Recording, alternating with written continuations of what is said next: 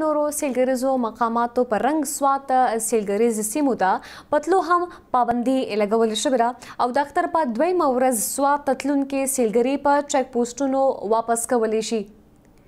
تاسو خبرو د ملک نورو سیلګرو مقاماتو په رنګ د سوات سیلګریزو سیمو ته پتلو هم پابندي ده او د اختر په موقع په دویمه ورځ سوات تلونکي سیلګري په چک پوسټونو واپس کولی شي. په دې حواله تفصیل اخلو د خپل همکار نیاز احمد خان نه. جی نیاز، تفصیلات راکوي په دې اړه.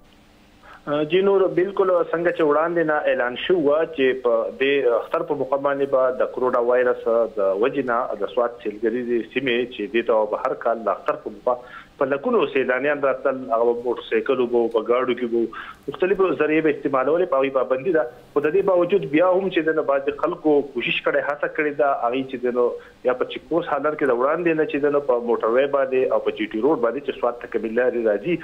که هغه د چکدرې په مقام یا د درګۍ په مقام د ملکن اخوا ده یا سوات موټروی دی کوم چې کرنل شیر خان دی، هلته بینرې لګېدلي دي چې سوات ته د هغه سیلانیان یا هغه خلک چې چا سره شناختي کارت د سوات نه هغه دي نه دي په دې موقع باندې، نو هغوی چې د بندیز د ګوله خو بیا هم بعضې خلکو دغه چیک پوسټونو باندې یا چا چې د دوکه ورکړې ده یا چې د اثر رسوخ استعمال کړي او بیا هم سوات ته راننوو کوښښ نو تر اوسه پورې 300 ګاډي چې دی نو هغه واپس کړی شوي دي. دا چې د کابل په مقام او د لنډاکي په مقام او دغه رنګې د 300 نه سیوا موټر سایکلې چې په دې باندې دغه زلمي یا دغه سیلانیان راتلل کوشش کوي هڅه کوي هم واپس کړی شوي دي. په دې کې چې دی نو د ضلعي انتظامیې لخوا پای کې د چکدرې، د دیرو، د ملکڼو، د مردان، د صوابۍ، چارسدي، اسلام آباد او لاهور سیلانیان شامل دي چې هغه دغه ځای څخه واپس کړی شوي دي او دغه ځای باندې خصوصي څوکۍ لګولی شوي دي، خصوصي چیک پوسټونه جوړ کړی شوي دي. څوک هم چې دی نو د هغوی سره شناختي کارت د سوات نه وي نو هغه سوات ته نه پرېږدي یا د سوات ګاډی ورسره نه وي هغه سوات ته نه پرېږدي. څوک خپل میلمه خپلو خپلوانو کره د اختر په موقع راځي هغه پرېږدي،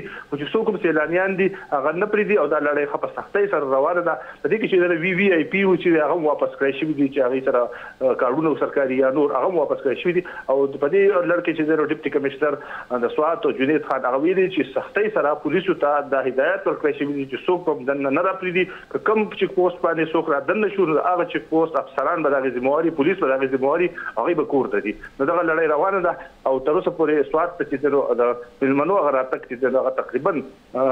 ویلی شو چې نش برابر دی او څوک سوات ته نه راپرېږدي. جی نور جی، سوات ته تلونکي سیلګري په چک پوسټونو باندې واپس کولی شي. مننه نیاز احمد خان تفصیل لپاره.